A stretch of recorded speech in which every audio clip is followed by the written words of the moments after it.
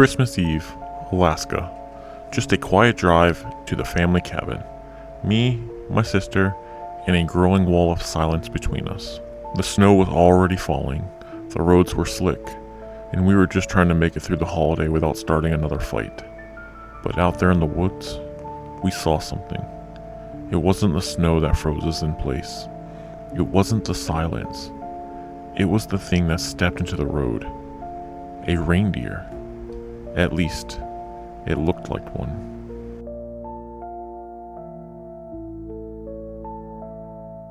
Christ, I muttered to myself as the first flakes of snow started to fall. They gathered in fuzzy clumps over the windshield before my wipers cleared them away.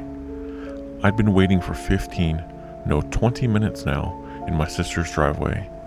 Had I chosen to wait inside with her, I'd been dead by now, thanks to her 2 gray cats. Cute little devils, but murder to my sinuses. Puffy eyes and clogged up throat, that's just what I needed. Every Christmas, our family made the annual trip to my grandparents' house, cabin tucked away in the woods of Hope, Alaska, and I'd hoped to beat the heavy snowfall that was forecasted. Since my sister's license was suspended from a DUI, here I was, a hostage to time, with my finger tapping anxiously on the steering wheel. When my mother had asked me to be the one that grabbed my sister, I had honestly dreaded it from the start. It wasn't that we hated one another, we just weren't as close anymore. After decades of constant arguments and bitter disagreements, we became distant, and our relationship fizzled. Yes, we were siblings, but it felt more accurate to call us the residual of what siblings once were. Finally, like the gates of Valhalla, her front door opened, and out she came. Her hair was forest green. The last time I'd seen her, it had been white. The time before that, it was violet. Got everything? I asked as she clambered her way into the passenger seat. She responded as she adjusted her glasses and stuffed a few bags in the back seat. And just like that, we were off. Hope was about a 35-minute drive, and it didn't take long for the awkward silence to inflate both of us. It didn't help that the radio didn't work in my car, and that the broken auxiliary port made your music sound like it was having a seizure. By the time we reached the turnoff for Hope Highway, the road was turning to a thick white sheet. Thankfully, on Christmas Eve night, the long stretch to Hope's small community was quick and vacant. The cabin was tucked away in a fortress of trees 5 miles off the main road. As I made the turn, my sister cracked the window, pulled out a blunt, and lit it with a lighter. "Want a hit?" she asked. Snow crunched beneath us, not while driving. I'm a straight path. We're practically there already. She took a drag and blew it out the window. "I wanted to just focus on this, alright?" She huffed and pushed up on her glasses. "If you're that worried, maybe slow down a bit then." There was the jab, a piece of bait to lure me into another fight. But I wasn't going to bite. Not this time. She could live with us getting there faster. The drive was almost over, and soon I'll be in a warm living room with my feet up, a spiked eggnog in my hand, and Bommy Helm's Jingle Bell Rock in the air. I could already hear Uncle Jed spouting off one of his crude jokes. "Why does Santa Claus have such a big..." "Dude!" my sister shrieked, jabbing a finger in my side and whipping my mind back to the windshield. The car had just finished winding around the thick trail. The large body of a reindeer stood in our path. Eyes wide open and blank, it didn't move as the high beams found it. Snapped into a panic, I twisted the wheels in a desperate swerve. The car veered greasily to the side in a fine spray of sloosh. The reindeer, also known as caribou, remained still, even as the bumper soared inches from its nose. We came to a crushing halt out the main path. "Jesus!" I sighed, blessed with relief. "Did we hit it?" "No," my sister said, leaning out the window to check, while exhaling another plume of smoke. I found the steering wheel back around and pressed on the gas. The wheels shrilled in place, kicking up globs of sleet but not moving an inch. Perfect.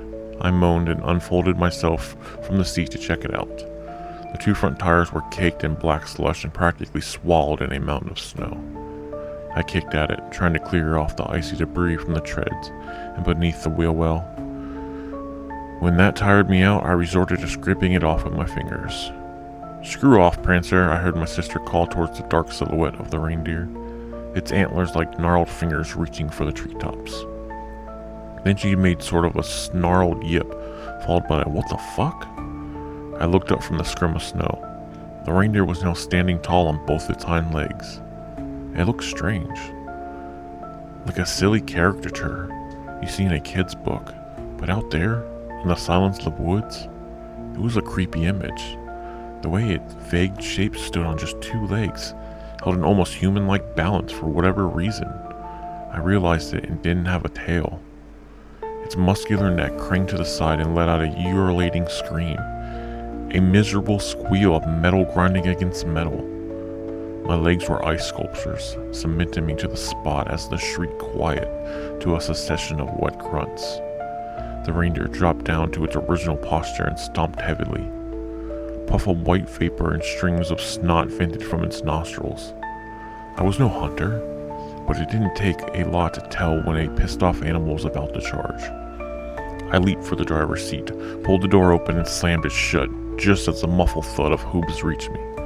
Antlers scraped the door as its large body practically flew over the patch I had just been standing in. Fast, very fast. My sister screamed as the large bulk of its frame wound back around and charged again, this time shattering the headlights and submerging us in darkness. "Just go already," my sister hollered in my ear. "I'm trying, goddammit," I hissed. The wheels continued to spin helplessly. We were trapped. The creature charged again, this time nailing the window. A cobweb of glass bloomed near my sister's head.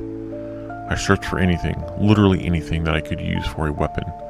I was never really a gun enthusiast, but at that moment, I'd shave my head and join the selector monks if that meant having a Glock in my hand right then and there. After rattling the car once more, the reindeer finally appeared to lose interest and disappear amidst the cluster of trees. Granted, some time to breathe and think, we phoned our dad and told him about the situation. He was going to come down in his pickup truck and get us unstuck and out of this mess. I looked over at my sister, who was taking long, steady breaths between her fingers. "Are you alright?" I asked. "What do you think?" she grumbled. "I told you to slow down." Another jab, and this time I wasn't going to have it. "You want to be useful?" I yelled. "Get out there and push." "No? Then shut the hell up. I don't need it right now." She said nothing else, and neither did I. Returning once again to the pocket of silence in our relationship succumbed to. The sooner's dad headlight peaked the distance, the better. Suddenly, she rolled down the window. "What are you doing?" I asked. "Shh." She pursed her lips. "Just listen." Humoring her, I waited, and sure enough, the sound reached me too. A quiet voice of a little girl coming from outside. "Somebody," it whimpered. "I'm lost. Please help me. I'm lost." My sister unlocked the door and motioned to open it. I grabbed her waist. "What are you doing?" she snapped. "There's someone out there." "Just wait a second. It's weird, isn't it?" The voice continued to whine, choking between sobs and pleading for somebody, anybody to help her. I didn't like the way it sounded.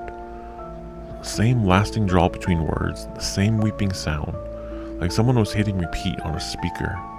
Something wasn't right, and my instincts were hoisted red flags left and right. Then my sister looked at me, and her expression warped into shock. She flung back, pinning both shoulders against the interior. Things that sounded like words bubbled up but didn't quite make it out of her throat. I turned and saw what was looking at me. It had the face of a man, surrounded by a mottled fur of caribou body. The skin was a mummified brown color, wound tightly around its long skull like old crinkled leather. Snowflakes landed upon its wide, expressionless eyes and melted into dark membranes of its pupils. It circled the car, bobbing its antlers and fogging up the windows as it peered inside. My heart shook the walls of my throat. I locked eyes with my sister, unable to say anything behind her sheer disbelief.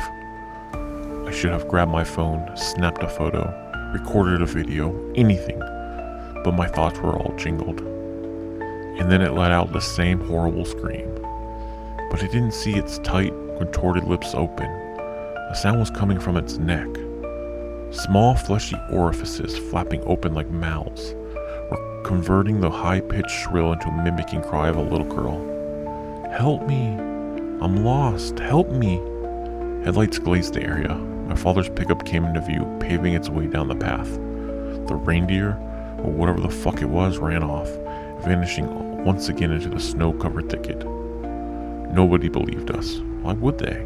If anybody had told me that story, I would assume they were hopped up on something crazy psychedelic, but the reality of what I saw was cold, and something still to this day can't fully swallow.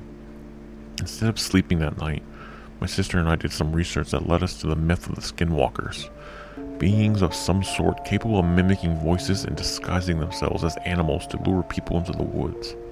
After reading other accounts, there wasn't a doubt in my mind that we'd witnessed out there. Every so often that night, I'd stare out the window and eye the yard, wondering if I'd see the leathery face watching from the tree line. Neither I nor my sister ever made that trip again, much to the frustration of my family. But there was a silver lining. She and I have never been closer.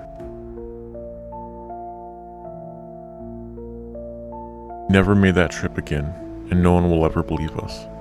But I know what I saw. The way it moved, the way it mimicked. The things in the woods wasn't an animal. It was wearing an animal. We still don't talk about it, not much. But every Christmas I call my sister. We say nothing but hope, or the snow, or what we saw. But I always end the call with the same words.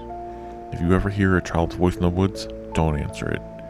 And if you made it this far, drop a comment, smash that like, and subscribe before night falls, because the next story might not come with a warning.